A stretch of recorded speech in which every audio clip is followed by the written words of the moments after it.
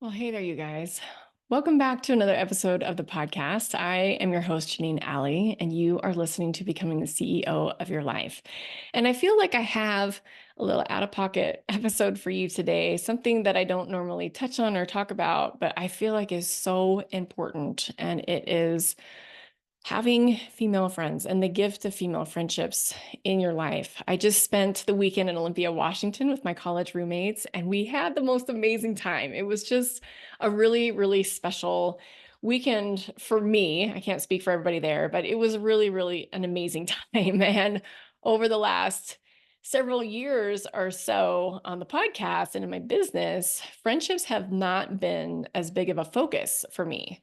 Hasn't been as big of a priority for me to connect with my girlfriends. I've mentioned before on the podcast about priorities. I have been very clear that my priorities are my faith, my family, my health, and my business. And I've stated several times that friendships were not top of the list. And I have realized over the weekend how important this really is for me, for my mental health. Not that I need to be spending time on a weekly basis doing things socially with friends. I think that would probably be over the top for me, just knowing my personality and what it is that I need. But I did walk away feeling like I definitely need to do this more often in my life. And maybe part of that too is the phase of life that I'm in. But I did really walk away feeling like, oh my gosh, that was such a grounding, an amazing experience. And I feel like these friendships really are pivotal for us to develop confidence and self-trust and unwavering conviction in the things that we're doing because they help us to kind of ground in ourselves.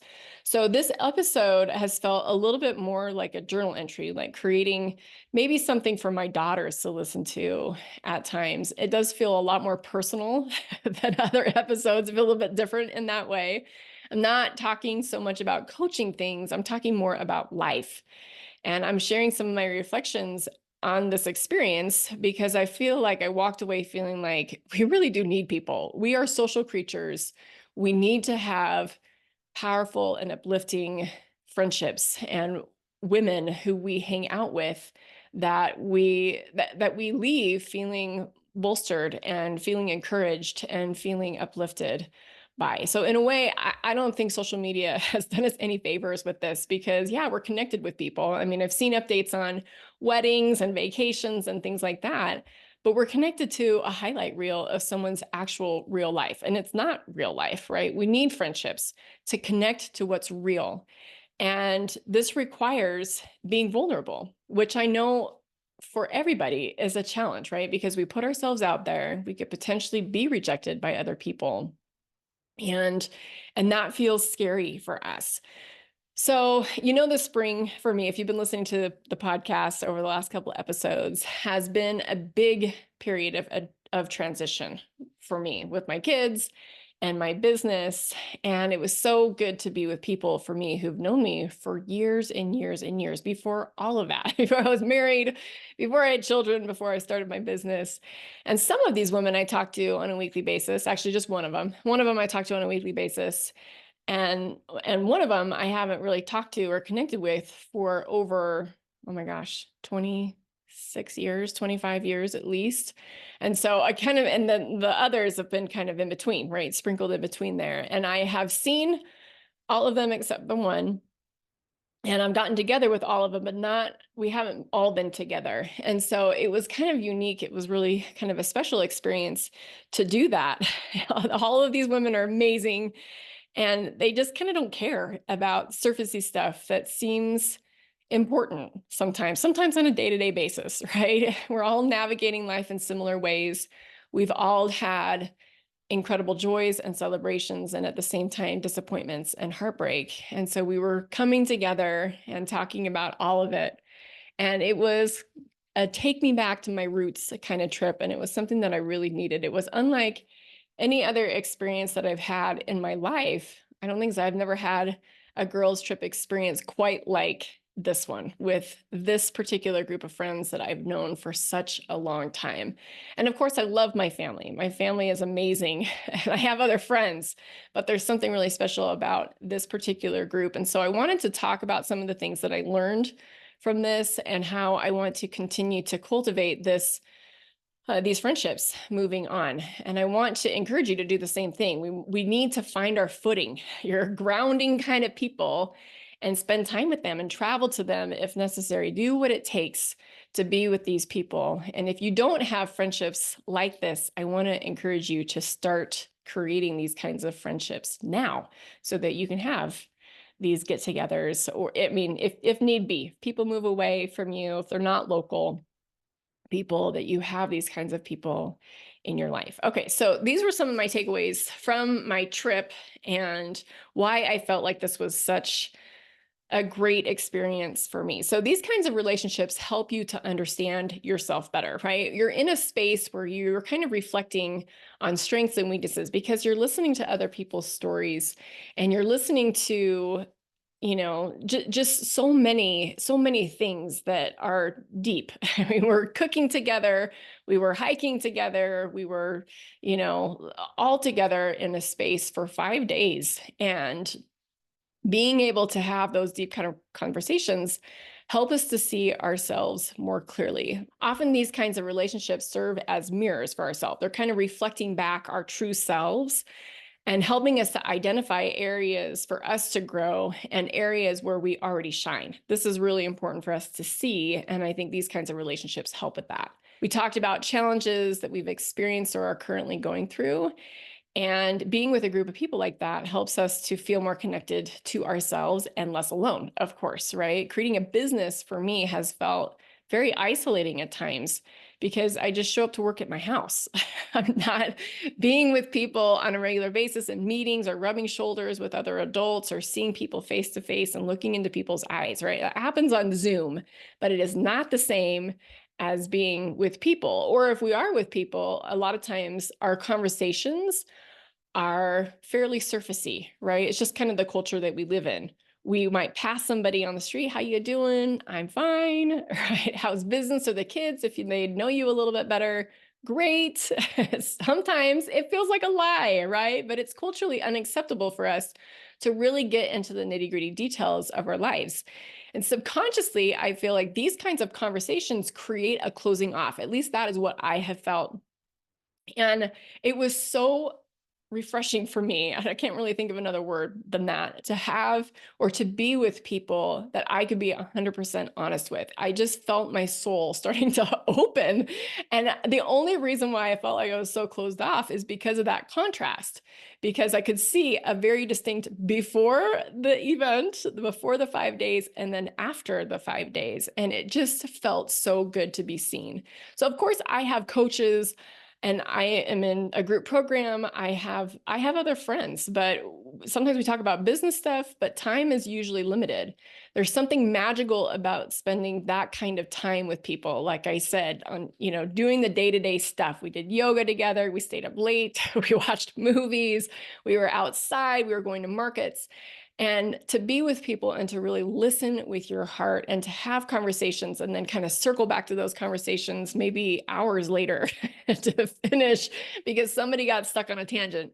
And just to be in a space where it's like, oh, this is the process. This is what life feels like. And I'm not alone in this was just so, so needed for me. Also, being with a group of people like this helps us to get feedback and insights on things that we might be struggling with, right? So with kids or with business stuff, our friends often see us more objectively than we're able to see ourselves. And so they can offer insights that can lead to greater self-awareness for ourselves. So like I said, we talked about all different kinds of life scenarios. Like, what would you do? And out of 6 of us, there's going to be a lot of opinions. And it was genuinely okay in this group to differ and to think about things in a different way and still offer up suggestions or a different way of seeing things in a really respectful, loving kind of way.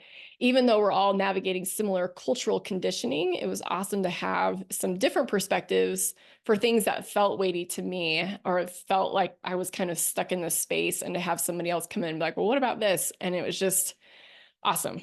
So I can't tell you how awesome it was. All right. The last part of why I feel like the gift of female friendships is so important is because we need people to encourage us. I cannot emphasize this enough. You want to be around people who help you to feel good. You deserve to feel good. You don't want to be with friends or women that compete with you or who compare themselves to you. This group of women was like, you know what, we're different and we're all amazing. And so you want to be with people who support you and who believe in you. And this helps us, I think, to trust our own abilities and instincts and our own unique gifts when sometimes these things are hard for us to see because we're so close to it. Right. So we want to have these voices in our heads of our friends being like, hey, go out there, do it. You've totally got this. And oh my gosh, just the laughs. I wish I could share some stories, but I will refrain, although there were some really good ones. But I wanted to just leave you with a few tips for deepening friendships. When you're with people, you want to listen without an agenda. We call this holding space in coaching. But the truth is you don't know what's best for anybody but you. And that also includes your kids, which is sometimes hard for us to believe sometimes. But you want to be with friends who don't have an agenda for you, for your life. You can share ideas if asked, of course, but really learn how to listen. People are able to work out their own stuff when they really do feel heard. And so if you can be a sounding board for someone else in that way, and you can have people reciprocate that for you so that you really feel seen and loved and accepted for who you are right now, there isn't a better gift. And so learn how to do that. Also, figure out ways to regularly connect and communicate with people. So for me, I left feeling like, okay, I need to do this annually. I need to scoop these women up and get together with this group every single year, even if they live far away from me. I don't have anybody that lives in town from this group. I want to put their birthdays in my phone so that I remember to text them. We have a group text. And you can do that if that's appropriate to celebrate with each other and to be supportive in that way. I know for some people, group texts is annoying. So do what works best for you, but you want to find ways to regularly connect and communicate with people. I have a friend here. My friend Karen is a dear friend of mine, and she texts me. She texts each of my children on their birthdays, and she's got it in her calendar. That's how I know she remembers every single year. And she's done this for years. And it makes my kids feel so good. So find ways to be that kind of person. It doesn't take very much to do that, but it really does help to create that connection. I used to be the kind of person that's like, oh, that's just extra. I don't have time for that. And I think it was because I was probably in a space where I was feeling pretty overwhelmed. But this is, I walked away being like, no, this is really important. So I'm gonna do better at doing that moving forward. And the last thing is be vulnerable and be honest with people. Don't pretend your life is different than it is when you're in a group of people like this. Like I said, I understand our culture and this tendency that we have to be like, I'm fine when things aren't fine, right? And that is acceptable. I don't feel like it's more like a greeting than it is like an explanation of your life. But with people like this, you want to be honest with how you're feeling and what's really happening in your life, and to talk about things that really matter. I had a conversation with one of the women in this group when I was on a hike about shame. I mean, that is not a topic of conversation that you just have with somebody on the street who's asking you how your day is, right? That would not be appropriate in that situation. So you want to have people that can be that anchor and that sounding board for you. So I just want to encourage you to reflect on your own friendships and how these relationships have impacted your self-understanding and your own confidence. Are you currently in relationships that you need to move on from? One of the things that I learned from Brooke Castillo, who is the founder of the Life Coach School, where I'm certified as a coach, is she talked about, times in your life when relationships are complete. And I have made the painful decision on a couple occasions to just realize, you know what, I think that this relationship isn't serving me in a way that is going to benefit my life moving forward. And so those are some hard realizations to come to as people, but I think sometimes it's necessary for our own growth. How can you cultivate friendships moving forward with one or two or more people? Don't overwhelm yourself. But think about if somebody's name is coming to mind, how can you reach out and invite them to get together with you? Or maybe a past friendship that you haven't spent a lot of time with. How can you reach out and cultivate that? So think about your own friendships, how they've helped you to grow, and reach out to a friend today. Let them know how much they mean to you. Be selective, be intentional, and make it a priority in your life. All right, my friends, that is what I have for you today. I have a brand new training that is currently on my website, all about how to cultivate self-trust and unwavering conviction in what it is that you're creating. It is a phenomenal training. Just watching the training, you're going to get a lot of insights on next steps and how to move forward. And I want to encourage you to watch that. The training is found at JanineAlley.com/webinar. You can just go to my website, Janine Alley, and click on any of the links on there, and it will take you to that page. Register for it. Watch it, take your time with it. It's on demand so that you can see it anytime. But if you're feeling that prompting to do it, go and do it. You can listen on 1.5 or 2 times speed to get through it faster if you need to. I understand you've got things going on, but that will speed it up. So it'll only take about 10 minutes. But it is powerful. It is one of the best trainings I've ever created, and it's free and it's available to you right now. All you need to do is just go to JanineAlley.com/webinar to get your hands on it. All right, you guys, have a beautiful rest of your week. Reach out to some friends this week. Share the podcast with them for sure. All right, you guys, take care. We'll talk soon. See ya. Bye.